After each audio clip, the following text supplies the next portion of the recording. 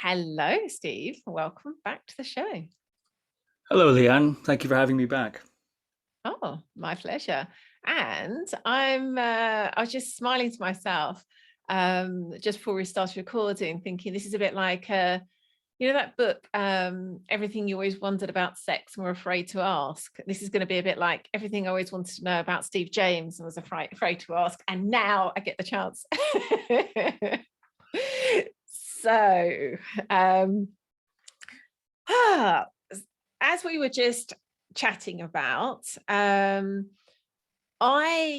really intrigued in your, not ability really, but your kind of like way of being, really kind of spanning what I might describe as the kind of whole world tree, from the kind of ascension to spirit, all the way down to that kind of descent into what we might call the body, the soul, earth. And it's not something, whilst I know lots of people and might speak to people who have a real focus on one of those things, it feels to me that you've got this kind of real breadth of understanding and embodied experience across that kind of, again, that whole tree. And I would love to know, and I think there isn't a kind of like one killer question I can ask, so it's really is a guess, like us sort of what's the word, moseying, that's not even a word I use, but like moseying along to get to the question is something along the lines of, given your understanding of what I'm calling in this instance kind of ascension spirituality. So I know just from the interviews you do, a lot of them are with teachers that are kind of in the realms of, say, non-duality, enlightenment, and it's clear you've got not just a kind of intellectual understanding, it seems to me you've got very real embodied understanding of that, and so much of your work is very rooted in the body, is literally using the body, and I know that you've got a real kind of what you could call like nature connection. And I am so curious as to know why it has felt, I guess, right to you, makes sense to you to kind of really have that span deeply into both. Yeah, that's very interesting question. I'm not sure if I'm comprehensively spanning such a range as you're suggesting, at least not to any great depth. I'm not sure about that. What I mean to say is what you've said, of course, is I think an excellent setup for an idea, which is, but I'm not sure necessarily that I embody some sort of union of ascension and descension. I don't know if that we can go that far. That would be a Okay, is little this you like being humble, Steve, no, or it's me not just just saying that sounds a little messianic, and I don't think that's the case. But you're right, though, that I'm interested in meditation and I'm interested in the body as well, embodiment, and sometimes those are seen as somewhat at odds. That's yes, true. We sometimes can like certainly very say at that. odds, yes. Mm-hmm. Sometimes very at odds. Yeah. Mm. And in my interviews, as you correctly point out, I do interview mystics actually, and I would say, when I say mystics, what I mean is not just people who are academics about topics like enlightenment and things like that, or scholars, say, although I interview people like that too, but also people who claim to have had those experiences, who claim to have attained certain levels of awakening or realization in traditional contexts, like Buddhist context, and etc., Sufi context, and so on. So that's kind of interesting. So they're claiming direct experience of that, which is what I'm saying. Why I'm saying the word mystic, meaning just simply someone with a direct experience of God, or enlightenment and whatever, which many of the religions talk about. I don't claim those kinds of attainments or experiences myself, but I'm interested in them, and I'm very interested in people who do claim those things. So I think it might be easy to perhaps mistake my curiosity in interviewing mystics of sometimes quite profound report. They're saying they've had very profound experiences with my somehow, being right there with them. There are some styles of interview in which the interviewer attempts to demonstrate subtly or less subtly that they understand what the person is speaking about experientially, that sort of thing. But I don't intend to give that impression. No, okay, So, yes.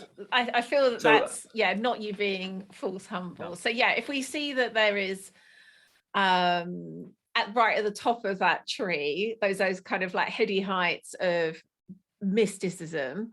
And yes, I really understand why you're making that distinction again, particularly because that's a good chunk of the people that you interview are sort of somewhere in that direction. So I really understand you. And I would still say when we're talking about people with an understanding, and again a kind of level of embodied understanding of these things, in terms of, it may not be, again, there's a like full extent, which is, right up there, but it feels to me that still your range is greater than most. I think, again, in fact, I'm going to ask you, if you're saying, okay, well, I'm not going to claim those kind of, say, like enlightenment experiences, would you share? I'm loving this. I get to ask you things that you normally would just avoid answering. How would you describe your own experience of, again, what we can just, if you're comfortable with me saying ascension, I don't know if there's a good word that you might use to summarize, but what is your embodied experience? Yeah, I think it's a very interesting word, ascension, to use in this context, seeing as you're querying it. Yeah, I know what you mean by that. In a way, I would say, if you're asking me personally, I find a tremendous amount of profundity in the mundane and a sort of sacred ordinariness, you could say. That's my, I suppose, disposition. I'm not saying it's not an attainment exactly, like some of these great mystics that I interview, or it's not like that. But I find it, I find the mundane very fascinating. What I mean by mundane is just the senses, experience of experience, you could say. I find that so fascinating and rich and beautiful and profound and blissful. So there are different models, aren't there? I think when talking about, what do you want to say, spirituality, etc. There are different models: up and out, right? Ascension. We've got to get out of here, purify, transcend, ascend, stairway to heaven, that sort of thing. Sometimes those models imply a kind of, it's better to be out than in. Yes. And I think not even just apply. Sometimes that's directly said. Yeah. Exactly. Or if it's not directly said, it's yeah, exactly. If you ask, they'll say it, but if not, maybe it would just be implied. But we've got to get out of samsara. We've got to see through Maya, kind of thing. So I think that's that's one way. There are other ways, though. Rather than this transcendence, there are other ways. Immanence, this idea of finding God, or I'm using that term extremely broadly, or the divine, or whatever, in experience, in relationship to experience. And I don't think it's necessarily one's right and one's wrong. I don't think that's the case. Maybe it's a sort of preference thing, or maybe it's a sort of personality thing, or a stylistic thing. Maybe it's nice that we have different diversity like that. Of course, the Ascension people sometimes look down upon, literally perhaps, the transcendent people, and the and the immanence people maybe think the transcendence people are life denying escapists and so on. I mean, of course, people criticize, but I think they're both very valid and beautiful paths. And I've interviewed people who've embraced both of them, and I think maybe it's even possible to have something of both. But the more I practice meditation myself, and I'm by no means a yardstick that one should aim navigate by, but or measure oneself by. But I just find my tendency is to find ordinariness more and more profound and beautiful, and satisfying. And yeah, that's what I find. It seems to be a trend in that direction, but who knows? Who knows? Yeah. Also, I think, yeah, go on.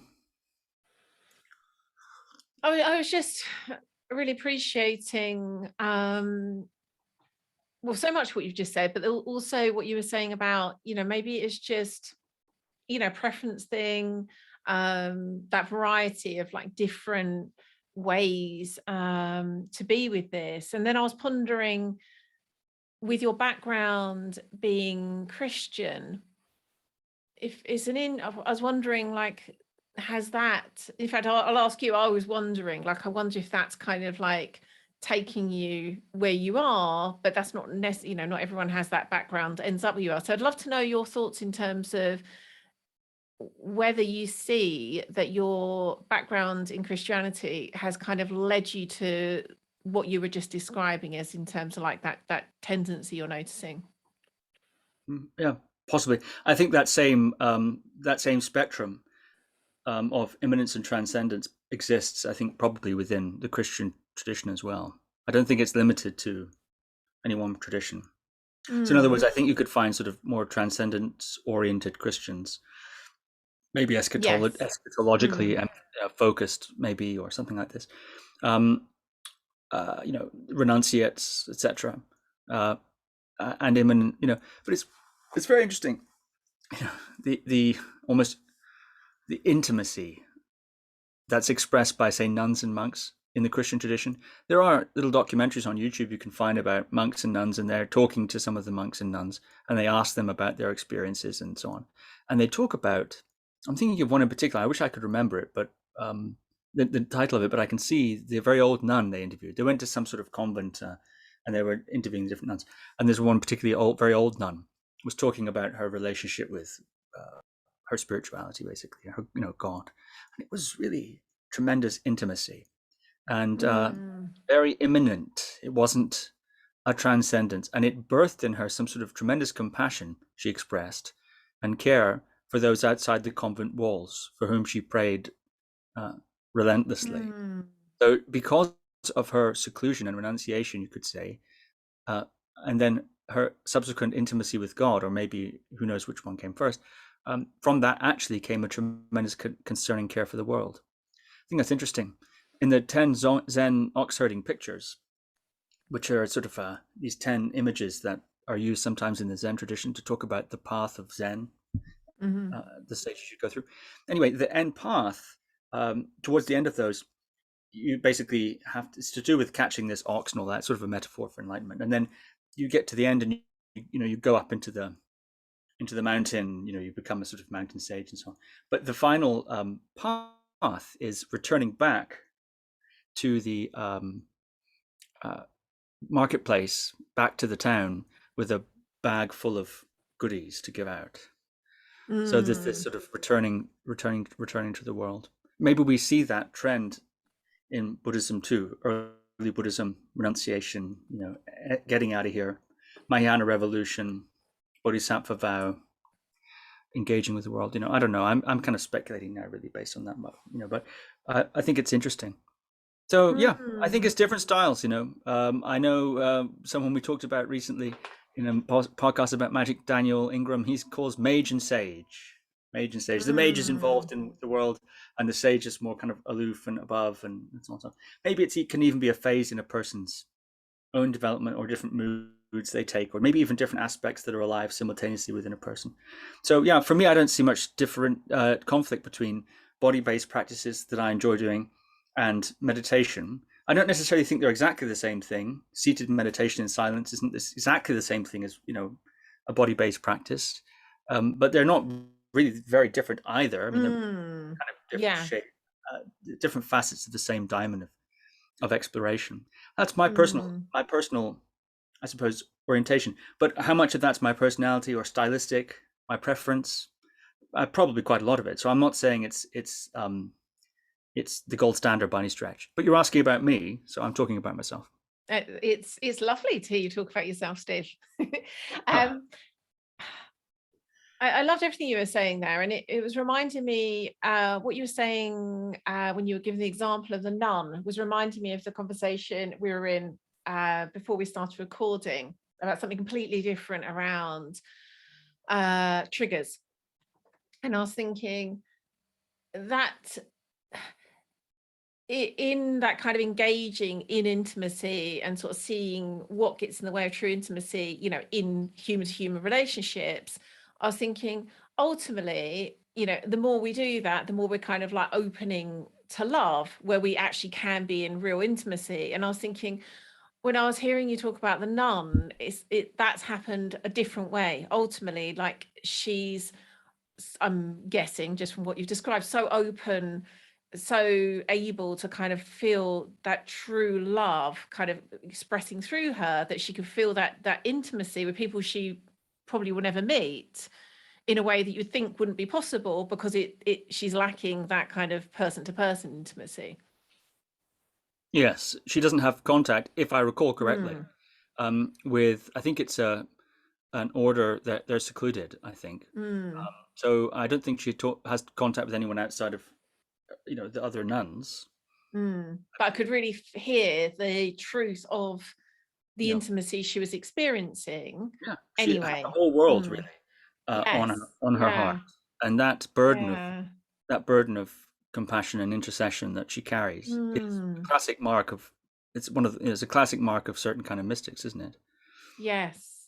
It doesn't I always. love that. Yeah, and so it's interesting, you know. They say that also in certain Himalayan Buddhist traditions, that I've heard people say that, you know, some people go off into the mountains and they're practicing for everyone else. They have that idea, whether they are, you know, who knows what the effect is, but they have the idea, the belief, as this lady did, also, that their practice, you know, she's praying and so on for everyone, that their practice in that place, doing the mantras, you know, creating a field of you know, bliss or positive qualities, etc., and doing all sorts of things that they're doing in retreat there, and it's dedicated. That's the bodhicitta. It's dedicated.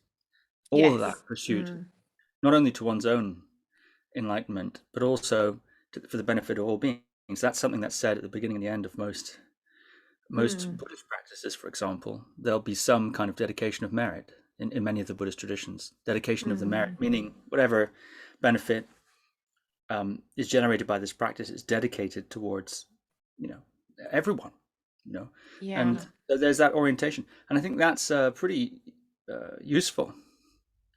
It's pretty useful because, you know, one's own security and enlightenment is only so motivating, I think. Yes, yeah, for sure. So coming back to you, Steve, Beyond what led you to having the interest and now work that you have in, I think you describe it as like body-based practices? What led you to that? Well, that side of things. Well, I think from a young age, martial arts. You know, I was doing martial arts, karate from a young age, and then, you know, through that I was. I got that.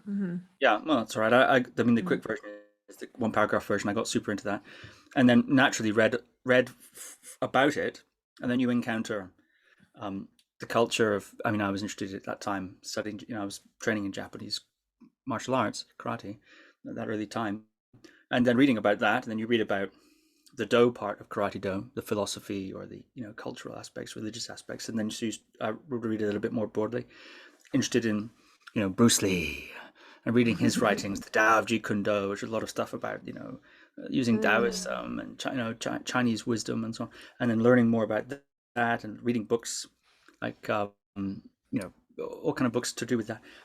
And of course, yoga and all that. And of course, I understand these are all very distinct, you know, religions and cultures and practices, perhaps with more interaction than we realize, but nonetheless, I know they're all different and all that, but I just saw it as one great field of curiosity, reading, you know, just reading about it, and then doing what I read about in those days. So I was just super interested in that. So I don't know, maybe, and then from there I did other things, and, you know, we can go into it if you want, but that's how I got started, the interest. I don't know if it's natural interest that just found expression there, or if those activities sparked the interest, or some combination, nature and nurture. I don't know. That's how it started. That's yeah, I'd forgotten. We share a background in martial arts, and I forgot that when I asked that question. I think that makes so much sense, because martial arts is one of the kind of the places where it's all brought together in that way. Right. And yet it's definitely, when I think back to my early years practicing martial arts, I definitely wasn't really seeing the kind of deeper, more spiritual aspects. I think partly because most of the time I was doing kickboxing, which is fairly devoid of is almost like been sort of taken, like the practices have been sort of taken out. Not to say it was completely taught that way, but to a large extent, I think compared to many other more traditional martial arts, it isn't quite so sort of seeped in that history. But I think, and yeah, of course, there's plenty of people that do karate or whatever and still don't have the experience you did, but it really makes sense to me how that led you on to understanding the body is not a kind of obstacle to spirituality, but actually can be the portal. That really does make sense. Yeah, it does. Yeah, that's interesting reflection. So when you are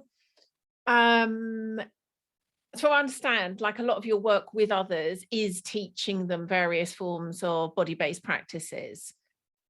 That's right, isn't it? Yeah, I do a lot of that. Yeah.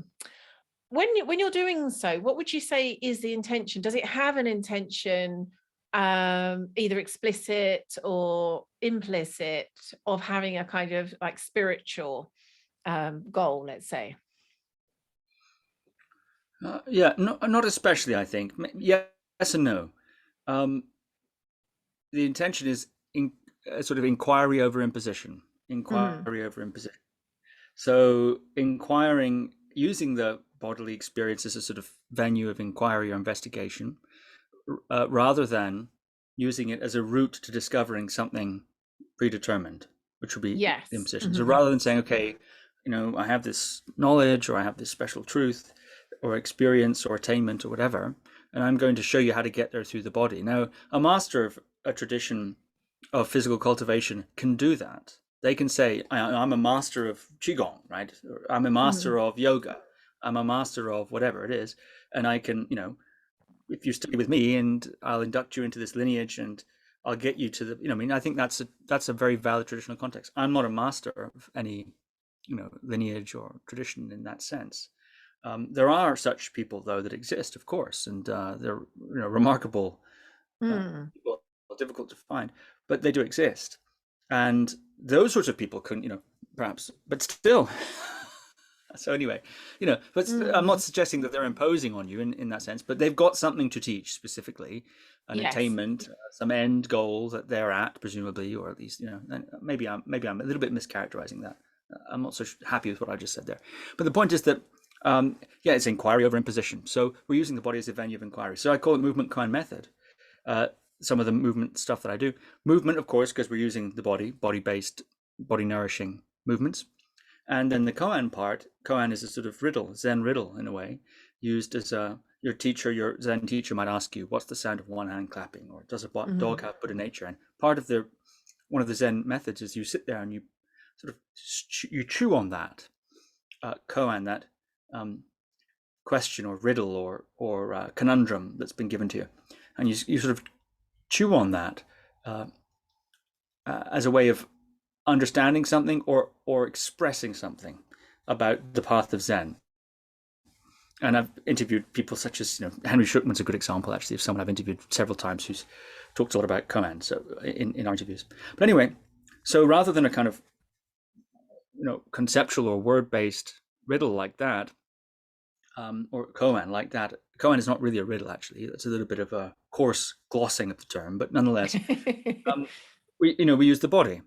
So I can give an example. So for one of the things we might do, and I have several DVD downloads about this on guruviking.com, Movement Koan Method. One of the things we might do is stand on one foot and swing the other foot back and forth in a sort of gentle way.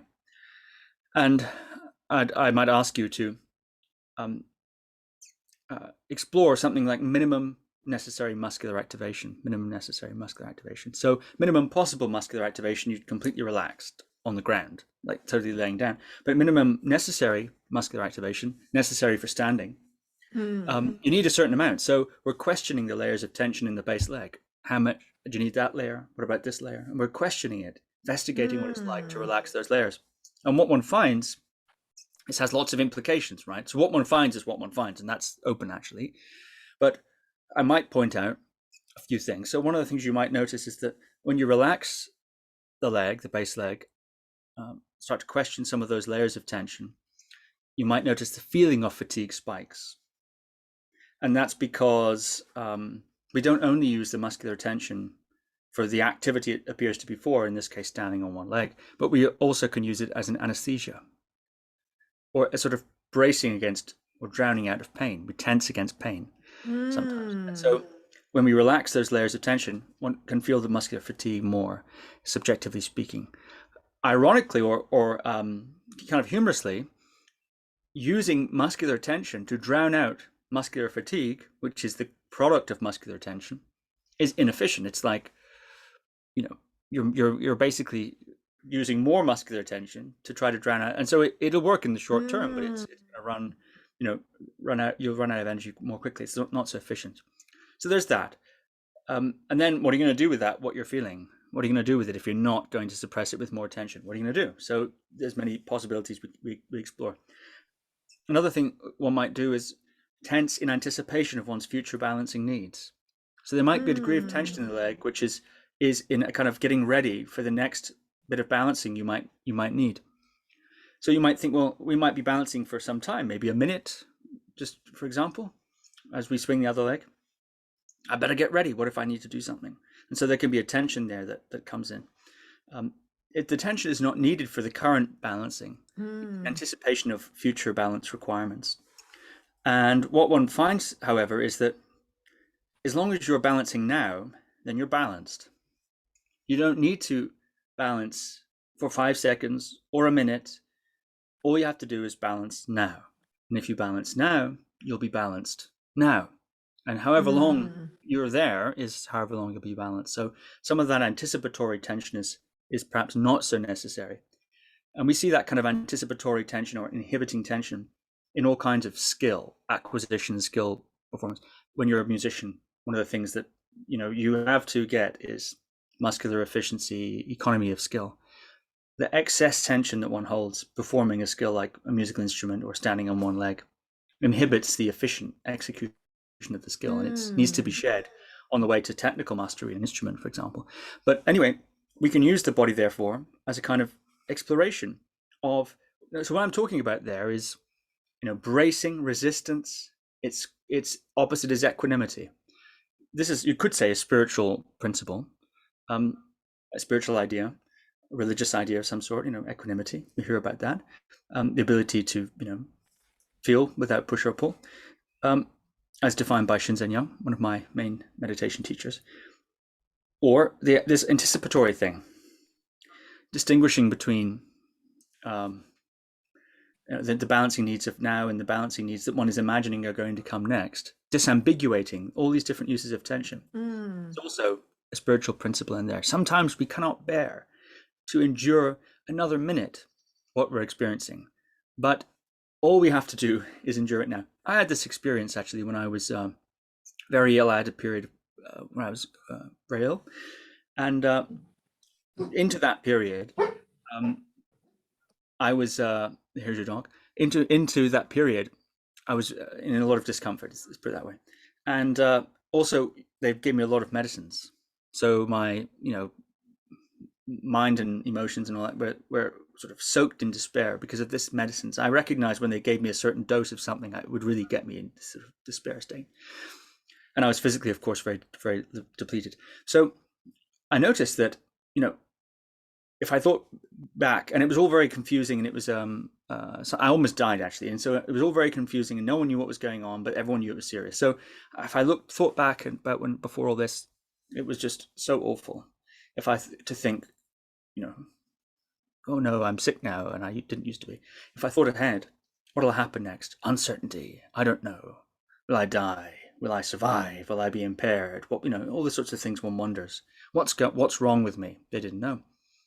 And so it was also just unbearable in that state. So I was squeezed by the unbearableness out of casting into the past and future, which one isn't not a bad thing to do generally, but in that moment anyway. And I recognized the difference between what was actually happening and what I was adding on with my mind thinking. And there was a sort of coming together of those things, and then a mantra came to me, which was, now I'm okay. Now I'm okay. And I wasn't soothing myself. What I was recognizing was that at that moment, I was actually fine. I couldn't endure it any longer. Not another 10 seconds. But actually, at that exact moment, I was fine. Yes. I just kept being squeezed into that exact moment. And then there was a sort of merging with the sensations of the despair. And it became a sort of, if you like a feeling of like an oscilloscope or something like this.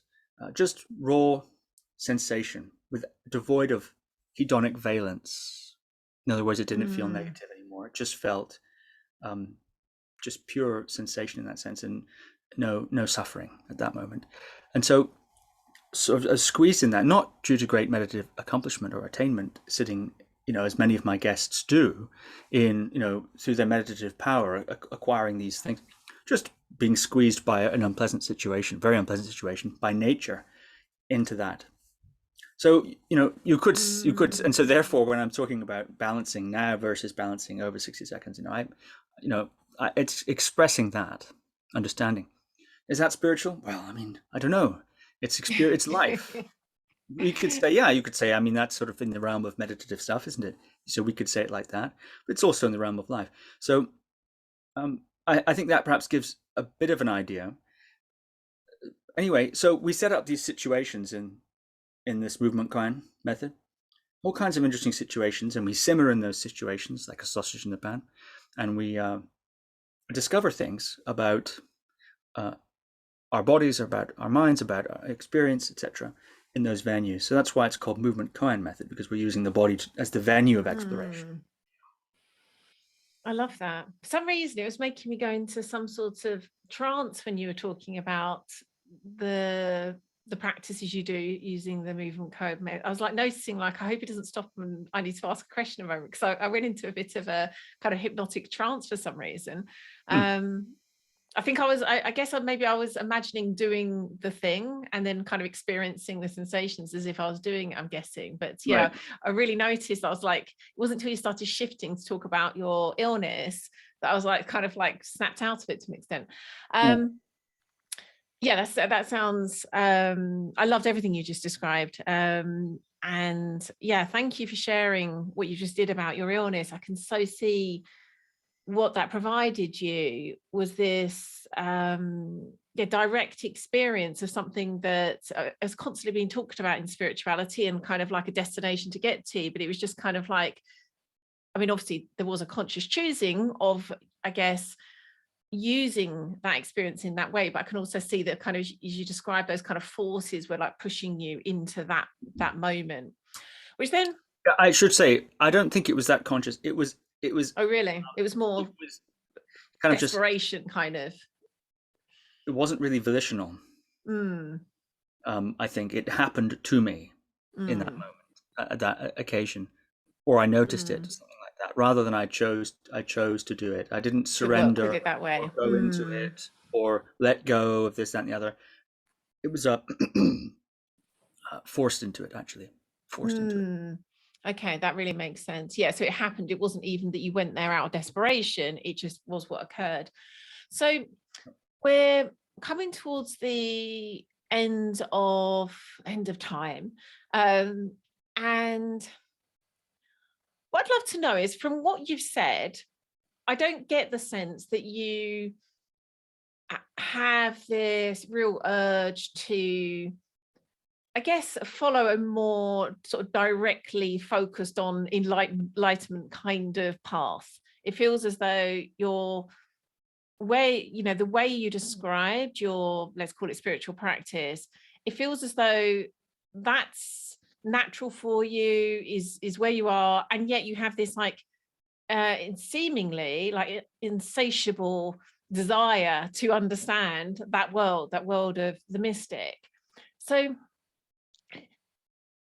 firstly, am I right in saying, like, it doesn't appear that you do have a kind of desire to follow that path yourself? If so, has that always been the case, or have you and then kind of come to a place where that now doesn't seem right for you? Well, I think it would really rather depend on how we define these terms, right? Enlightenment, for example, there are specific definitions within certain traditions, right, for this word, and sometimes they'll even argue within the traditions, right, about these sorts of words. So it depends, but I mentioned Shinzen Young, one of my main meditation teachers, and he talks about happiness independent of conditions. And this idea that you can have conditional happiness, and who doesn't want that, right? That's good. Nice cup of tea. So now we can be very British together here. Nice cup of tea, right? Makes you happy, right? Feels good. So that's fine. But happiness independent of conditions is something a little bit deeper than that, where things are on that conditional level can go up or down, be good or bad in that sort of relative sense. But fundamentally, there's a peace or a happiness or a joy that surpasseth all understanding. All the traditions speak of this sort of idea, that you're not immune to the changing situation, but you're not. It doesn't dictate to you in quite the same way. I think there's a trajectory. Maybe it's a step-by-step thing where you attain, you have this aha epiphany and there's a big shift. Maybe if you go all the way, you can have a shift where you're completely free from it. I mean, they do say that, don't they? Some of these traditions. But also, I think it can be gradual. It can be a gradual thing. And I don't think one needs to meditate for it. I think it can also be a kind of maturity in relationship to life and experience. One can be matured by life itself. One doesn't necessarily need to follow a formal path to do that. To, at least to trend in that direction. I've noticed that seems to be the case. That meditators are not always the most enlightened people in the room, But that being said, so I just love meditating in stillness. I really love doing it. I love exploring. Like for its own sake. It's not a practice with a goal that you're getting to. You love meditation in and of itself. Well, it's not. I'm not doing it because I'm trying to get somewhere with it necessarily. Although yes, there are things that occur, and you can go through certain stages and certain stuff happens. It's not that I'm totally anti that entirely at all. But yeah, I think what you're asking is I'm not sitting here meditating trying to get enlightened. That's for sure. I really like meditating and I enjoy it and it's so interesting, but there are some very nice fruits that come from that kind of deep intimacy with experience and with let's just say experience. There are some nice fruits that come from that. That's good and all that, but the fruits eat themselves, I think. Anyway, never mind all that. And I think for the body too, it's wonderful, very interesting when you have a body, and it's great to explore and experience, and intellectually too. Different ideas, systems, thoughts, very fascinating, I think, to explore those. I enjoy doing that. Or I interview people as well, and I get to know people and sort of rummage around in their world with them as a guided tour, basically, of their world. How interesting, don't you think? And so I like that kind of thing. So I do it for that reason. But yeah, I'm not on a grand quest to become enlightened. No, certainly not. But I respect deeply those that are, and I think it's very profound and wonderful to engage in such a venture. It's not. I'm not on that track, but I do think it's like those nuns. That we talked about. Wow, I have such admiration and I draw such inspiration from those sorts of YouTube videos.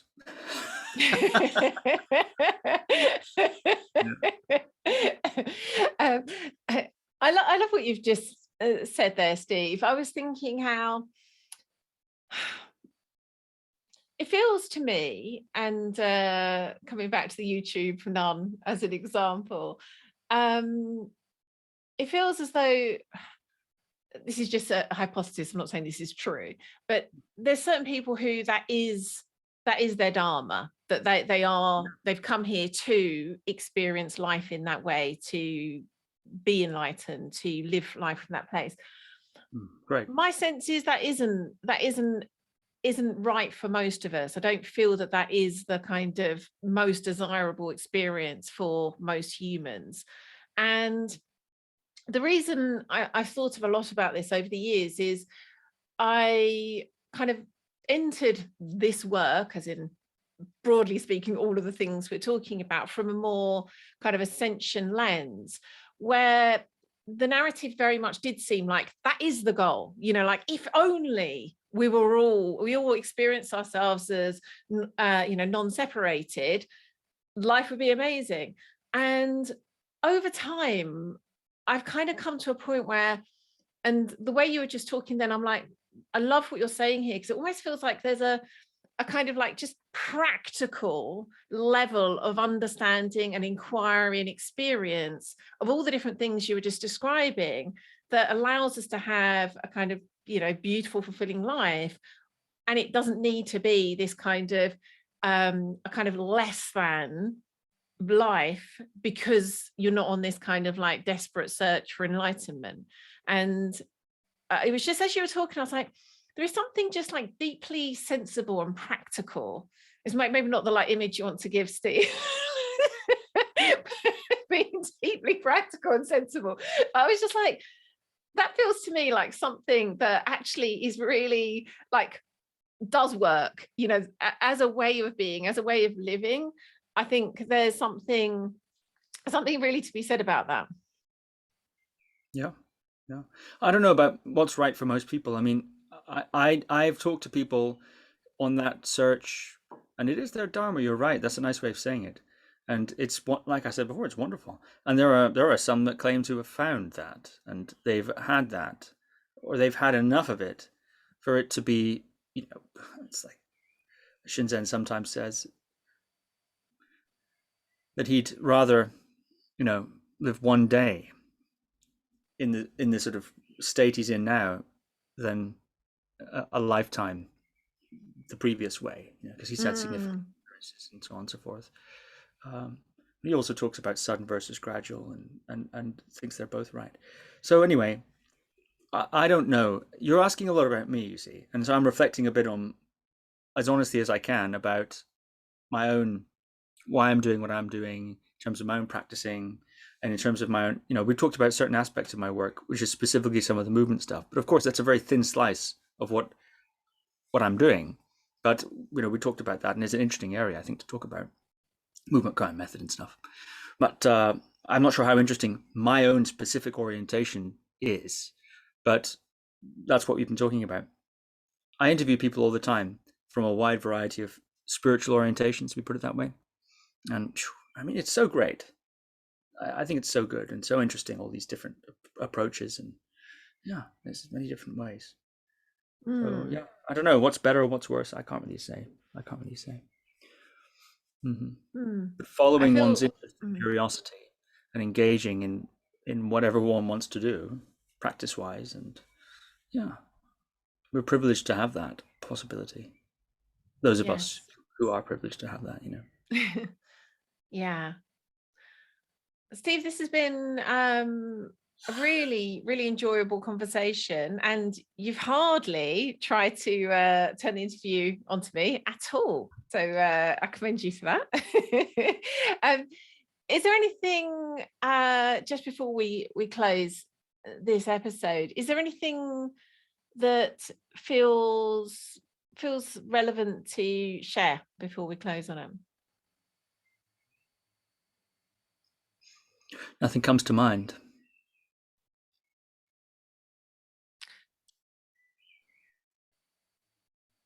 I feel like there's like something I should have asked you and it's escaping me, but and I also feel as though, I mean, we did spend a lot of time on it, but I kind of feel like I would love to spend longer looking at or exploring what you were talking about, the Movement Koan Method, apart from the fact it kind of made me go into a trance. So I don't know how good an interview I'd be, but I think there is something that's what I want to, that's where I want to leave it. So going back to your inquiry over imposition, what if anything would you leave listeners with in terms of an inquiry that they can actually go take into a practice, into their life?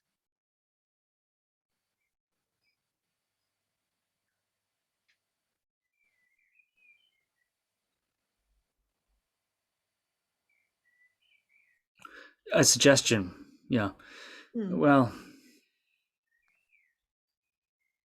to quote one of my teachers, Godfrey Devereux, he always used to say, this inquiry of imposition and so on, that was a big part of his approach. And he used to say intimacy is feeling what's there to be felt. Intimacy is feeling what's there to be felt. Of course, intimacy is a word with many different, in different contexts, and can be correctly used in different ways. But one way of thinking about it from a practice point of view is feeling what's there to be felt. So intimacy with the sensations of the body is feeling the sensations of the body. Intimacy with the breath is feeling the sensations of the breath. Intimacy with another person is feeling, which includes any sense, experiencing, you could say, sensing, whatever, the sensations that reveal the presence of your partner or whoever you're talking to. This is an interesting orientation. Meditation is intimacy via feeling what's there to be felt. And in feeling what's there to be felt, you'll feel what's there to be felt. So sometimes it's positive and pleasurable and nice. Sometimes it's difficult or challenging, or it's unpleasant and so on. There's a hedonic valence. There's the experience. There's the sensation, and then there's a sort of hedonic. By that I mean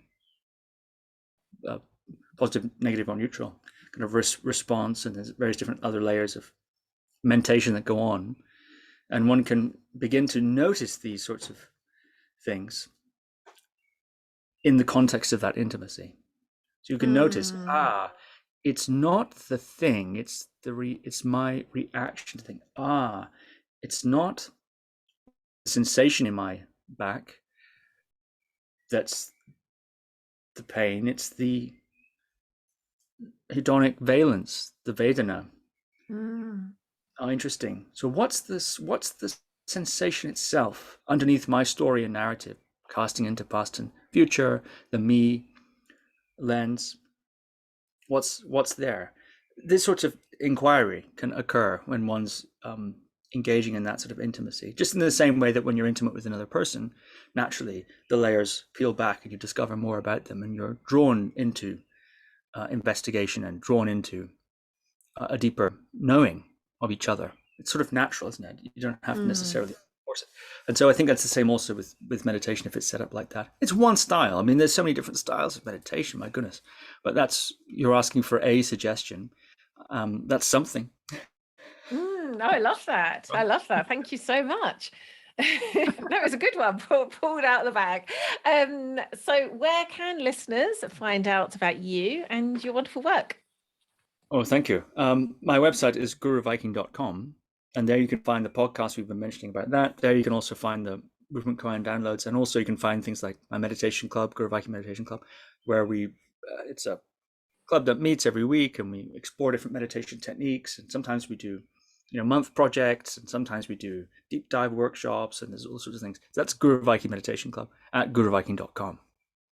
Wonderful. Thank you so much, Steve. As ever, it's been a real pleasure. Thank you, Lian.